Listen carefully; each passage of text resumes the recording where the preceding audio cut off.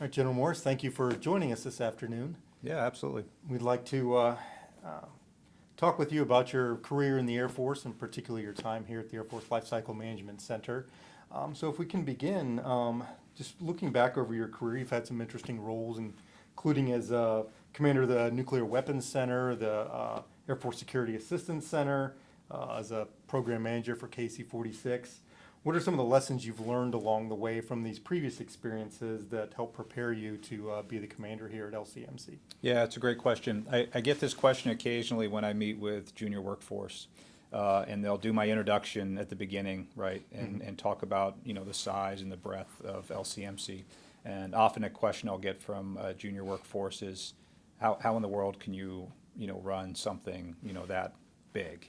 And my answer to that question is similar to the answer to this question, which is one job at a time, right?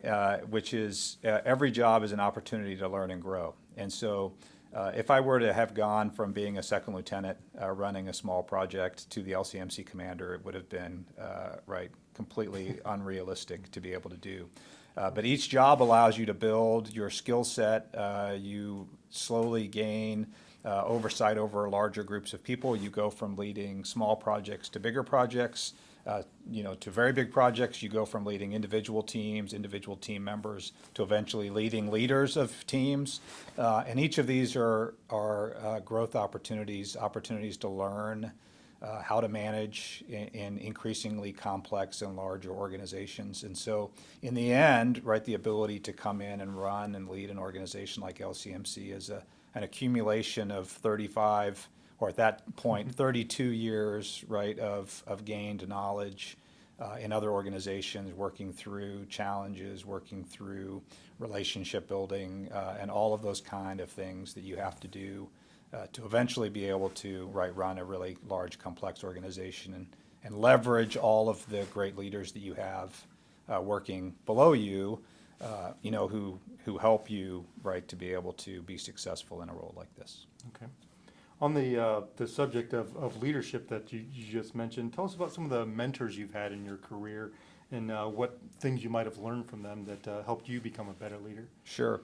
So mentorship is an interesting term. We have My Vector. We went through this process in the Air Force of establishing formal mentors. I don't know that I would ever have anybody that I would have termed a formal mentor per se, but I will offer every leader that you work with is a mentor in some way, shape, or fashion. And so I've taken opportunities really to learn from every supervisor I've ever had. I've taken opportunities to learn from my peers. And I try to take opportunities, frankly, to learn from people that work around me 360 degrees. And that there are always positive things that you can take away, that you can look at how somebody else is doing something and say, that's something I would like to emulate. It doesn't have to necessarily be your boss. You can also look around you pretty extensively and also find examples of things that you don't want to emulate. And those are equally important lessons to learn.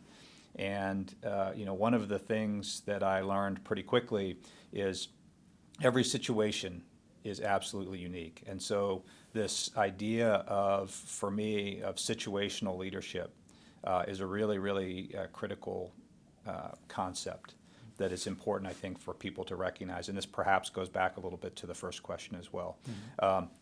You can't walk into any job, and this is what I've learned having worked for a lot of different people and then had a lot of different leadership experiences. You can't walk into any one job with a single cookie-cutter leadership style that you expect the entire organization to react to you. You have to be able to walk into every opportunity, look around you, assess what that situation is, and then adjust your own leadership style for what that organization needs from you. I've had jobs where I've taken over organizations that were absolutely 100% top-notch, that my only job was to not screw it up, not to get in the way. I've also taken over organizations that were absolutely foundationally broken. And that leadership challenge is incredibly different than the other leadership challenge. And you can't approach both of them the same way. And so having worked for different leaders over time, seeing how they've dealt with similar situations, having been put in these situations myself, probably the biggest takeaway that I've picked up from folks is this concept of of situational leadership. One size never fits all from that perspective. You have to be able to adjust yourself to the challenge in front of you. Yeah, it seems like that sort of flexibility is necessary as a leader in the Air Force, particularly when you're changing units or responsibilities, assignments every few years. How does that Air Force process of rotating its leadership every say 2 to 3 years, impact your ability to learn from an organization and affect the way it's operating? Yeah, so we've been somewhat conflicted on how long is the right amount of time, right? So there is something to be said for stability and have consistency of leadership. I think there's also something to be said, especially when you're developing military leaders who do rotate through, this concept of being able to come in and get a multitude of experiences, to be able to, when you get to a job like this, right, to be able to have those various backgrounds that are available to you to reach into when you look at the challenges that are in front of you. And so it's an interesting thing to try to balance between those. What I like particularly about the Air Force acquisition system is we balance that with our military and our civilian personnel, and to some degree also with our contract personnel. And so in that scenario, you have your military leadership who move more frequently, but who are able to bring a diverse set of experiences right into a program office. You have your government civilians who tend to stay longer, be a little bit more stability in an individual organization. And then you have your contractors who are often somewhere kind of in between. And that balance, being able to leverage, those experiences from that in full team, I think is one of the great powers that we have in our acquisition system. And so from my personal experience, right, I know I'm a better acquisition officer from having served in depot locations. I know I'm a better acquisition officer from having served in a Defense Contract Management Agency as a commander, having been on the air staff, having been on the joint staff, having served in different acquisition centers. All of those things have culminated, I think, in me having a much greater perspective and being able to value the contributions of what all of those people bring. Okay. And how do you balance those sorts of experiences with a need for formal education opportunities? Yeah, so, I think it's important that, I would offer for all of us, we have to be able to continue to grow. Learning, right, lifelong learning is a key aspect, I think, for any senior member of our service, whether it's military or civilian. There's a formal aspect of that as well. I went personally and got my, initial master's degree after work. When I was a second lieutenant, it was when I came in, the expectation that you had a master's degree was just a given, and so for me that was an after school activity that I went to do. You balance these things. It's an interesting story. I was going to University of Southern California again as a second lieutenant. I was working a job that required me to be. I was in Southern California, required me to be in Colorado every Tuesday morning at 8, and I had class every Monday night. And so my routine would be I would go to class Monday night, and then I would catch a midnight flight out of Ontario, California, through Las Vegas that got me into Denver at like 6 o'clock in the morning. And then I would drive the couple hours from Denver down to Pueblo to be able to make my 8 o'clock meeting. And I did that routinely. And I didn't think about it because, frankly, you were able to do these things as a second lieutenant that I would never be able to do now. But the reality was, right, there was an expectation that as acquisition professionals, we would do things like formal education to make us better professionals. Now, subsequent to that, I've had an opportunity to go to Air Force formal education, whether that be IDE or SDE. And those are great experiences to make sure that as acquisition professionals, we aren't only developing ourselves in the acquisition field, but we're also doing things to make sure that we're, the best Air Force professionals that we can be as well. And so there's a balance between all of these things. And then mixed in with that, right, are all the informal education things that we have to do to routinely to make sure that we're current with all the latest. And these are just part of the expectation, I think. Again, when I talk to folks, it's important that we recognize We are acquisition professionals. Professionals has in and of itself an inherent meaning, right? And that meaning is that we, continue to develop ourselves, grow, do the things that are necessary to be able to do this, right, as a profession, not as a side hustle, right? This is what we do full time, and so if you're going to do that, then you have to fully commit yourself not only to the job experiences, but also the education experiences that are necessary to be successful. Makes a lot of sense. So you brought a lot of this background, both the educational and professional, into your role as commander of LCMC. So what were your priorities coming in here? How did you want to approach the job, kind of on day one? Yeah, that's all. I always find this to be a somewhat entertaining experience. And so you get up on the stage to change a command, you accept the flag, you walk off the stage, you get in the receiving line, and you've been in the job all of about 30 seconds, and everybody wants to know what your priorities are and what you're going to change.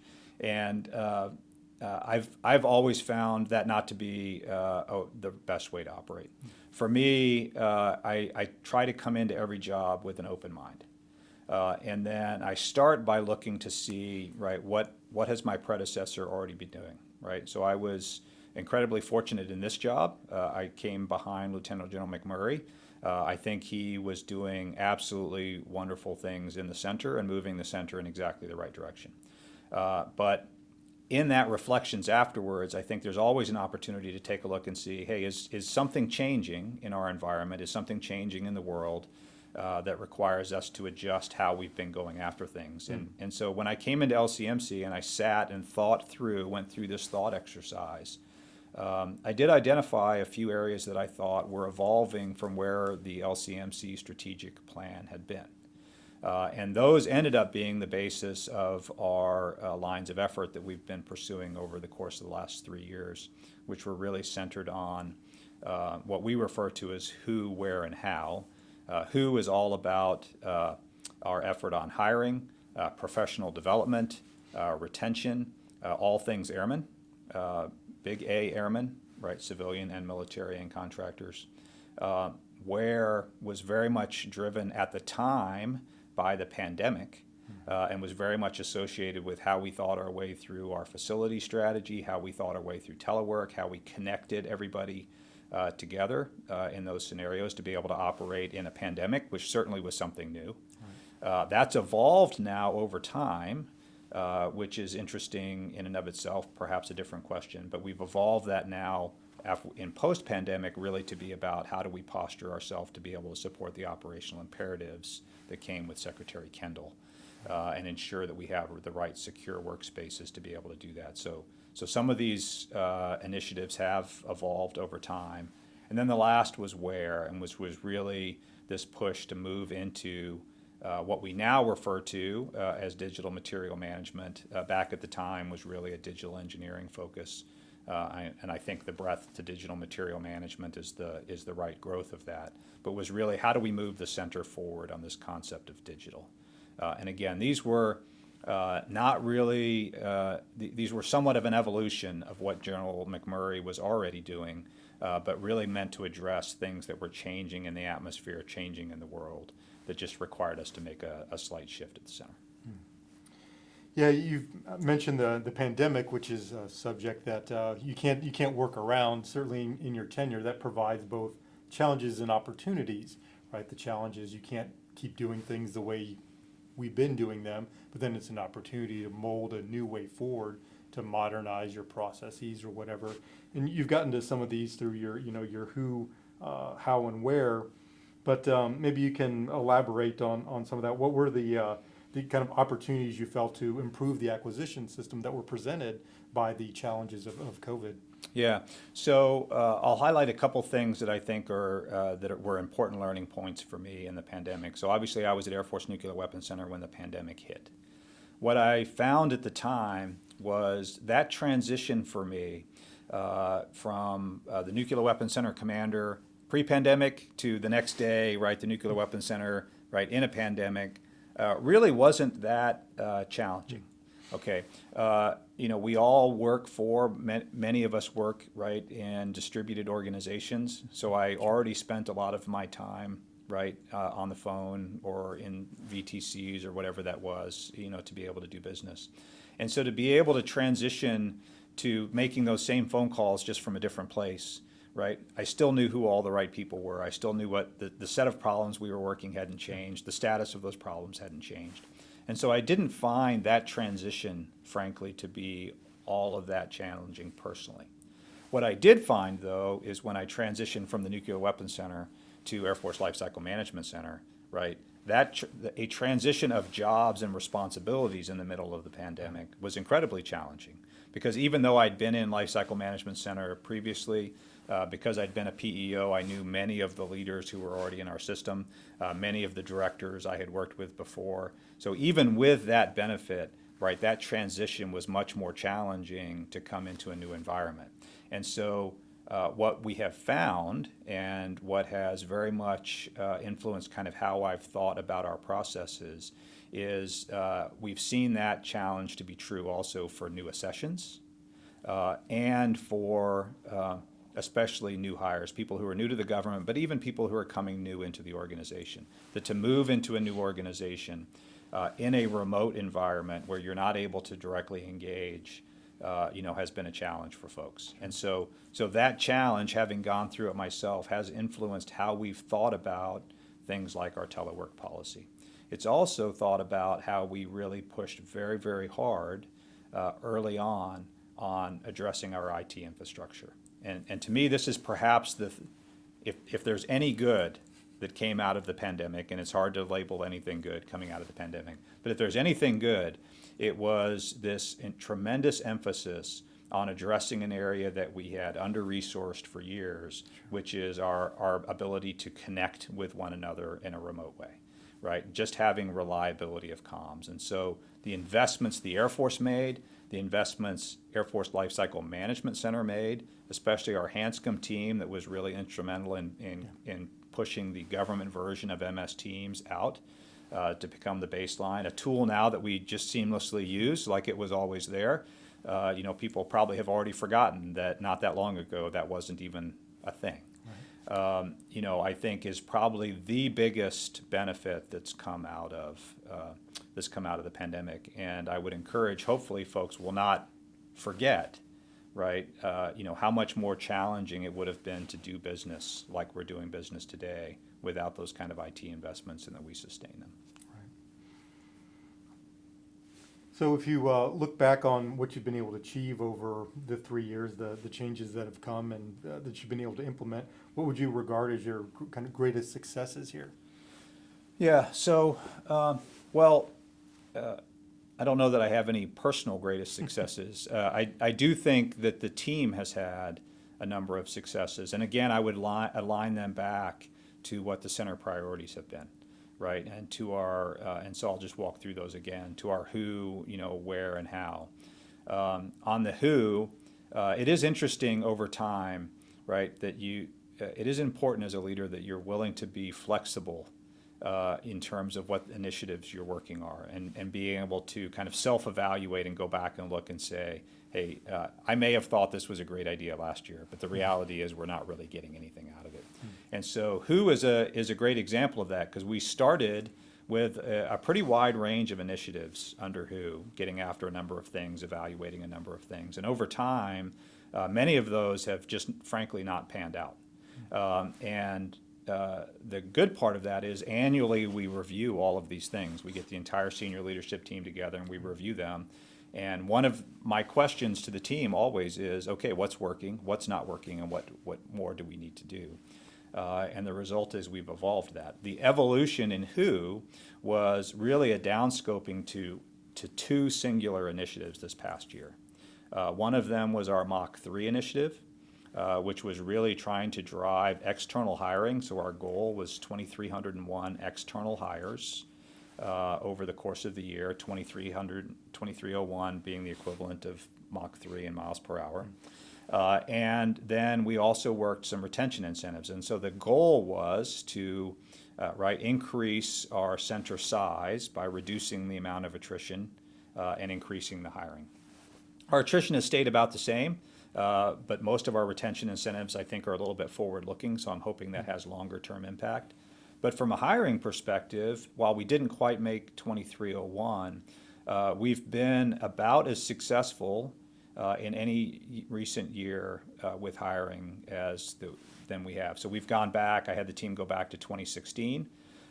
If you look at from a net gain to the center, our net gain to the center this year was 995 people, so just under 1,000 people net gain.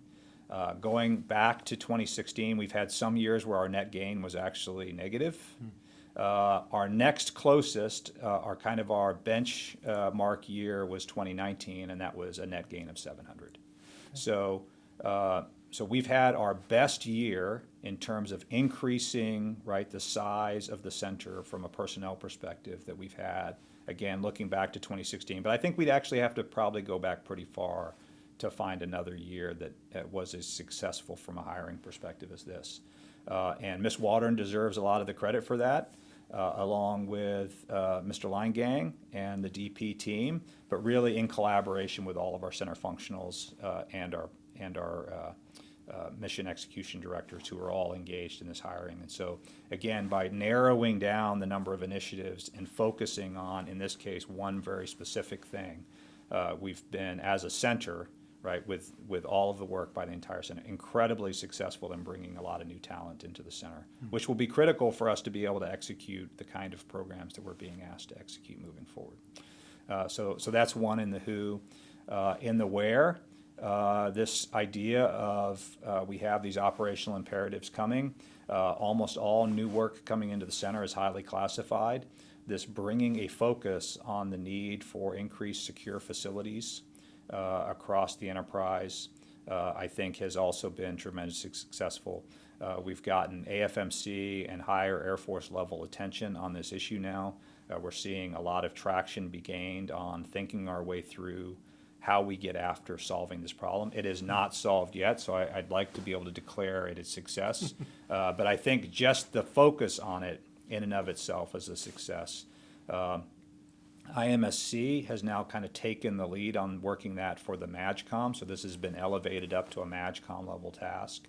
And again, this is an area where we were working a lot of things, but we have really focused now down on this one, and we've seen ourselves gain a lot of traction.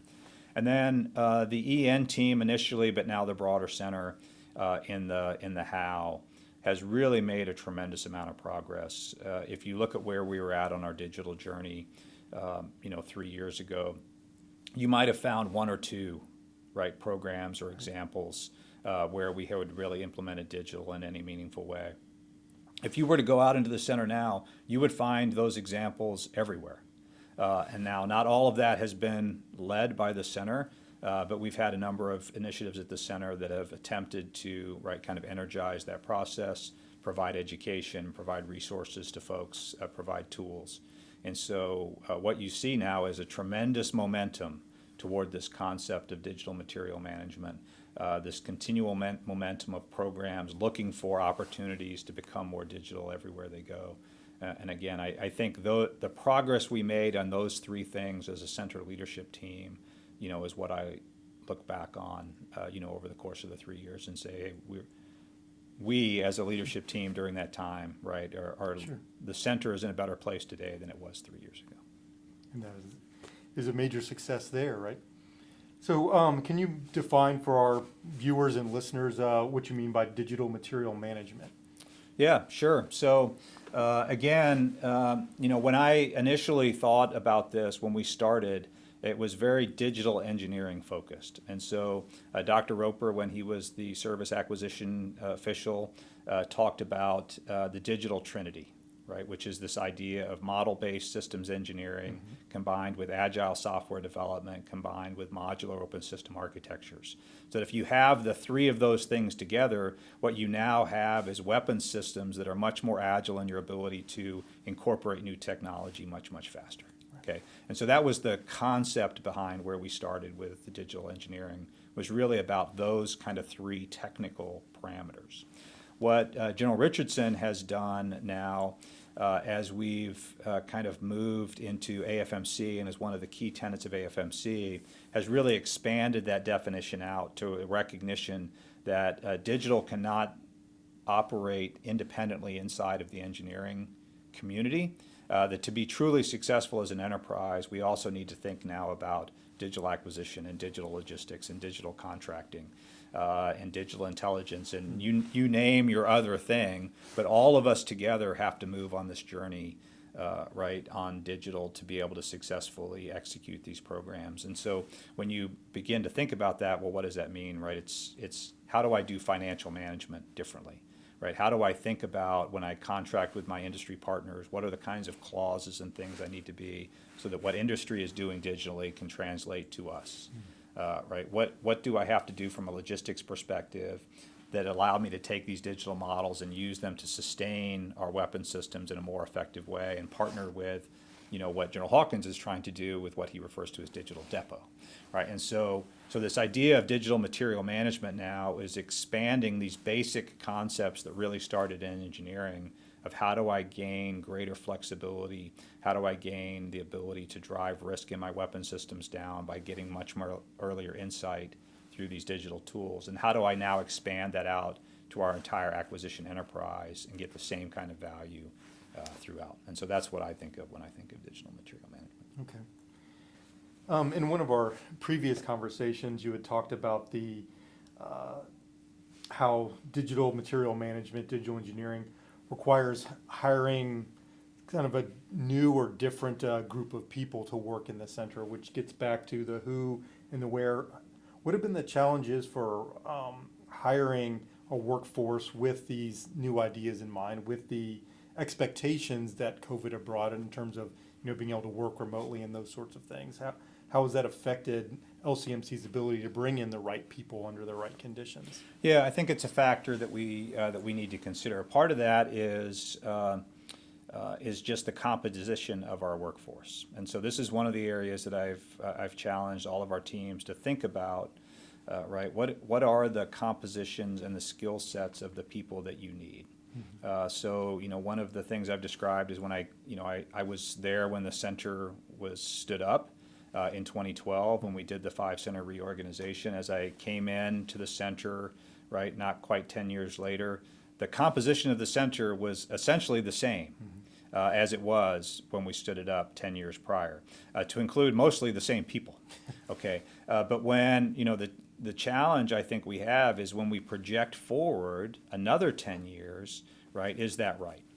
When you look at the things that are happening, the rapid growth of AI, the rapid growth of things like machine learning, how we're doing predictive analytics, right? All of these kind of tools and these new techniques, quantum computing, name your new thing, right? The reality is, in order to be able to successfully execute programs that leverage those, you have to have people that know and understand them.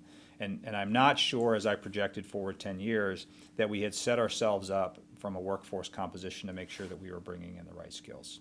So that's number one, is making sure, right, do we have the right positions at the right places to work these new things, to be able to, when the lab brings us over this new technology, right, from a capability perspective, are we prepared to be able to take it? The second part is just the hiring piece, and so we've talked a little bit about the Mach 3. This is an area I think that actually has helped us there. So one of the things, one of our big emphases on Mach 3 relates back to the Secretary's operational imperatives. And so as the Secretary stood up his operational imperatives, right, these are the critical technologies that we have to address to be able to successfully deter, right, a near-peer competitor. The reality is, right, the people you need to execute these new programs, you are not going to find them, right, people who really understand our acquisition processes and the way we do business, right, sitting on the outside where I can just go directly hire them. Those people, to successfully execute those programs on the time frame that we have to execute them, are inside of our organization today. Okay, and so if you take that as as kind of a given, right, that the people most likely to be able to be successful at executing these types of acquisition programs on this type of time frame are inside of our organization. What that means is, right, that I'm going to have to be able to go identify them inside our organizations, move them into these new programs, and then come behind them and backfill, right, with folks that I'm hiring from the outside. And so there is a risk calculus that comes with that, which says I'm going to accept some risk in other places in the center to be able to successfully, move these people to make sure that these programs are successful. By doing that, right, the majority of those people that we're now hiring, right, are folks that are newer. Many of them are direct accessions out of college, but some of them are folks that are coming in that haven't worked for us before. That process, bringing in those new folks from the outside, allows me to match up, right, the skills that they might have, right, with these new skills that I need to be able to hire. And so kind of that resetting, right, moving existing people into these new programs where I have to have them and have to have that knowledge today, but being able to hire behind them with newer folks that have different ideas, different skill sets, directly from college, allows me to start solving actually two problems at once. One is the general growth in the center, but two is this migration to a workforce that has perhaps a different set of skills and backgrounds and education than the workforce that I had before. Okay. Looking just back over the 3 years here, what would General Morris now tell General Morris 3 years ago to do differently as he's coming into the center? Well, perhaps perhaps we could have skipped ahead on a few of these things, but because we have evolved, right, some of the initiatives we've worked because we worked our way to identify, right, some of them didn't work, but I'm not sure, frankly, that I would want to skip ahead. Because the reality is that learning was actually important learning to go through. And if we skipped it, we might find that we actually aren't as effective with the things that we're doing now. Right? That learning progressed us to where we needed to be. And so from that perspective, I do think in the end, these three large areas that were our biggest things that we took on as the center, I think are the right things. And they've, at the aggregate level, they've kind of survived multiple reviews that we've now done with senior leaders. Inside of them, the individual initiatives have evolved a little bit. And again, if I came in at the beginning and knew where we are now, perhaps we could have skipped to some of those things faster. But I do think that there was value in going through the exercise collectively as a team, because without doing that, right, those things would still be sitting out there, right, as things that we might have thought we should be doing, and so I think that's a long way of saying I'm not sure I would have changed anything. Okay. And finally, for this portion, what advice would you have for your successor? Yeah, well, first, I'm really hoping to have a successor quickly, and so perhaps that's advice to Congress. But for General Shipton, I think she will do exactly what I've done, right? And that would be my advice to her, which is come in, take a look at what we've done, take a look at what's evolving in the enterprise, and the reality is there are things that are evolving, things that are going to be different for her that were not situations for me. The Secretary has kicked off, which he announced at AFA, this pretty significant look at is the Air Force postured for great power competition. That is a completely different dynamic that she will have to deal with that I didn't have to deal with. If I were going to be here long enough to do another senior leader conference, in the next couple months, that would be something that we would definitely talk to our entire senior leadership team and say, okay, with this activity, how does that change or adjust what we're thinking about? The operational imperatives have changed and adjusted.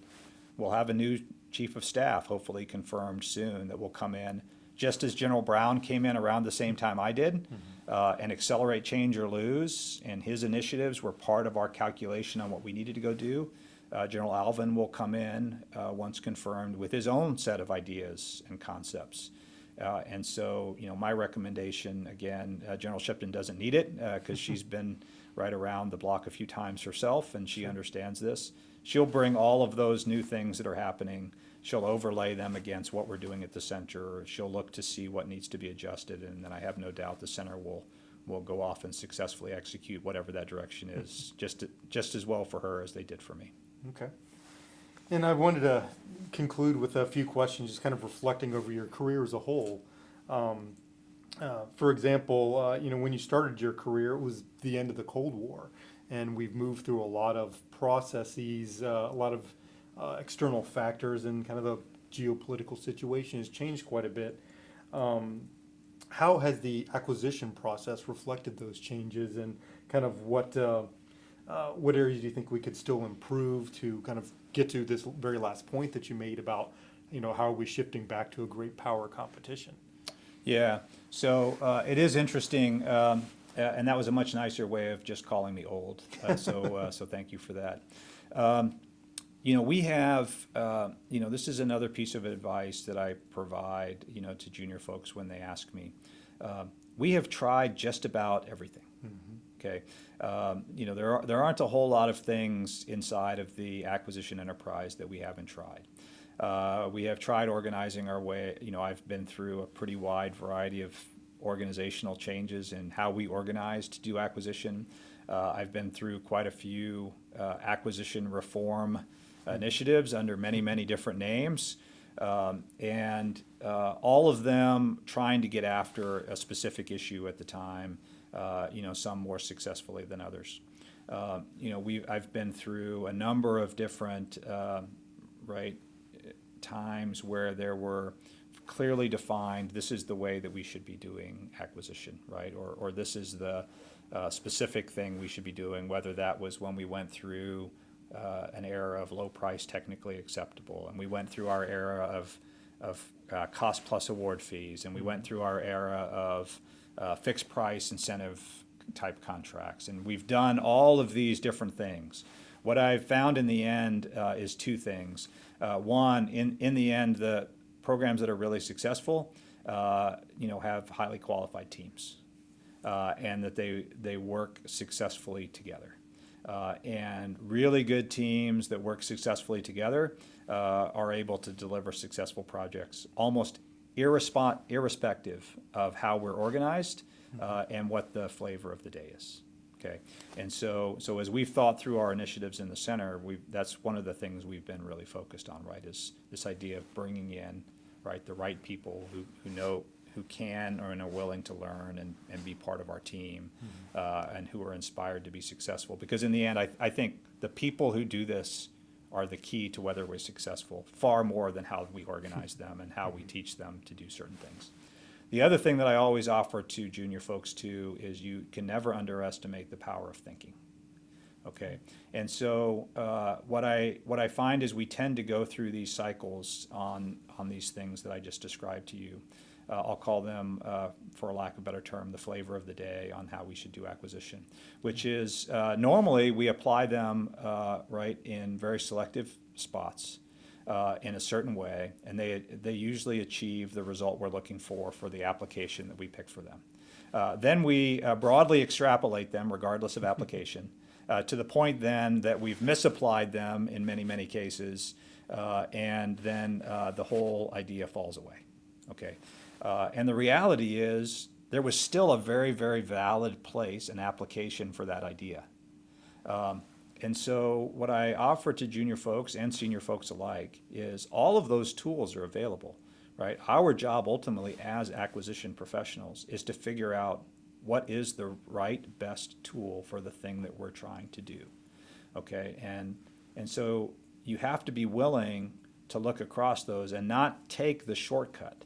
Right? Don't accept the shortcut of this is the thing that everybody is doing now, so I should do this, right? As professionals, we should be able to consciously go look and say, right, this is the outcomes I need to achieve, and for me to achieve these outcomes, this is the best methodology for me to use. And that's what gets back to the first part. Teams that are very successful are able to coalesce around the best possible idea to get the best possible outcome that they're being asked to do, and don't necessarily just follow with what we're trying to do. Because again, in the end, I've seen us organize just about every possible way. I've seen us try just about every possible thing, and And life is a big circle. I've been around long enough now that I'm seeing all of the things that went away come back. Right? It's a little bit like bell bottoms. It could be any day, right? So if you have some, Kevin, and you haven't thrown them away, I'd hold on to them for a little bit longer. But it is a little bit like acquisition fashion, right? It does tend to come back. Sure. And so we just need to be smart enough as acquisition professionals to make sure that we're applying the right tool against the right problem. Yeah. So you've talked about this to some degree, and maybe you've already answered the question. Is there any other advice you would give to the junior force who are particularly interested in careers in acquisition? Yeah, well, my first advice would be you've picked a fantastic career, right? And stick with it because I think it's tremendously rewarding. And I'll steal from General White here. He has an expression that I really like, which is the kill chain starts here. And I think that's exactly right. When anything that we do in the Air Force, any capability we have, any force that we bring to bear anywhere in the world, that all started inside of acquisition, right? Now, maybe it started in the lab and then came to us, but at some point, right, that capability started and was grown and is sustained here in Air Force Lifecycle Management Center. And so for anybody who's thinking about getting into this business, I would absolutely encourage them to do that because we need the best and the brightest here to help make sure that our world's this Air Force continues to be the world's greatest Air Force. And so that would be first and foremost. The other the other thing I would tell them is, hey, take opportunities as they come your way. I often tell, again, this is a junior workforce discussion that often comes up, there are more than a few assignments that I've had during my career where I receive that assignment and I say, I can't believe this is what the Air Force wants me to go to. And usually, in almost every case, the worse I felt about the assignment, the best it was in the end, as I reflected back on it. I gained the most out of it. And so, as I tell folks, had I managed my own career, I would have completely screwed it up.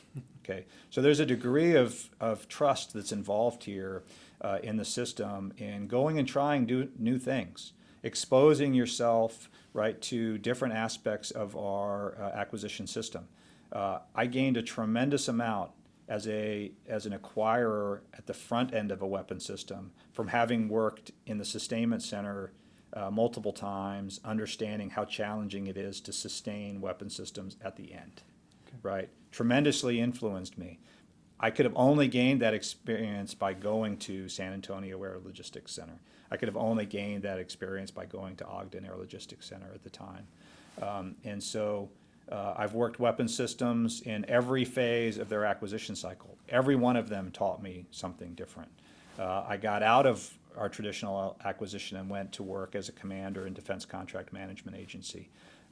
All of these experiences, right, allowed me to gain some aspect and allowed me to, frankly, travel around and see different parts of the world as well.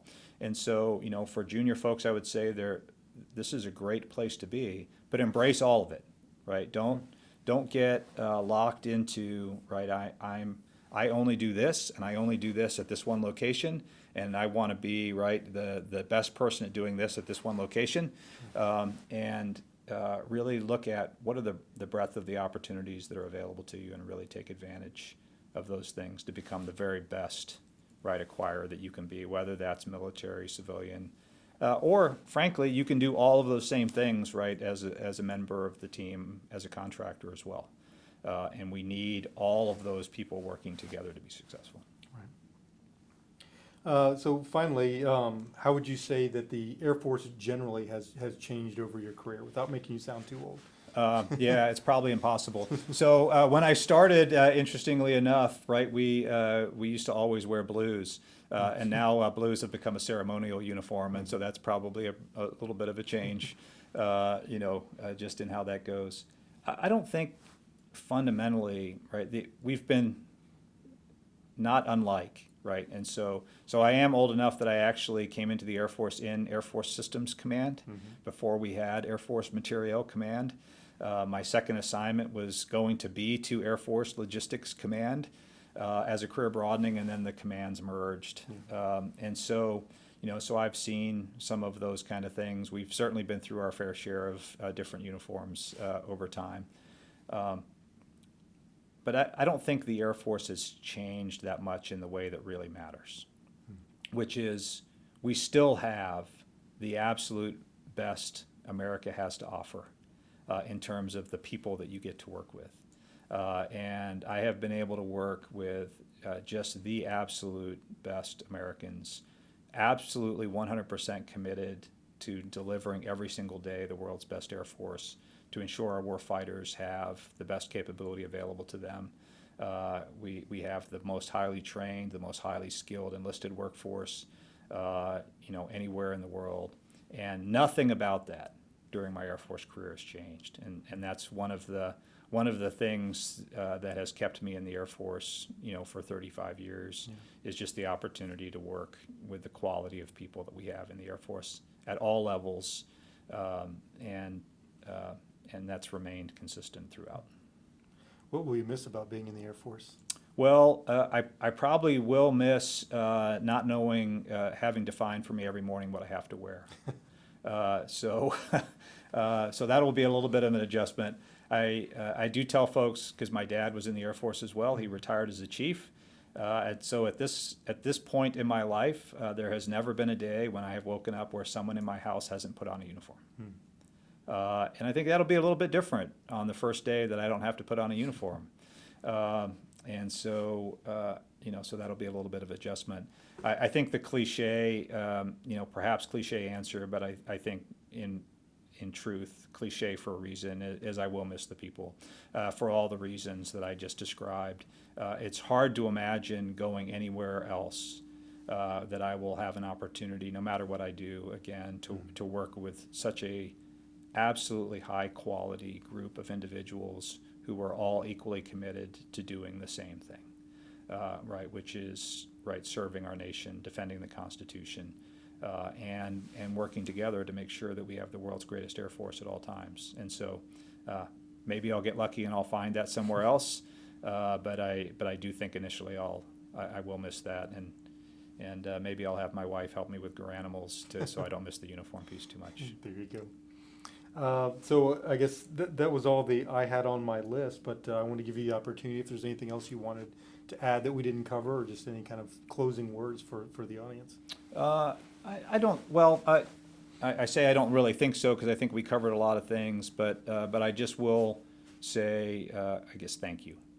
Well, thanks to you for doing this here at the end. But really, thank you to all of the men and women of Air Force Lifecycle Management Center who have made this such a tremendous last assignment. I will continue to think about them often and wish them all the best success.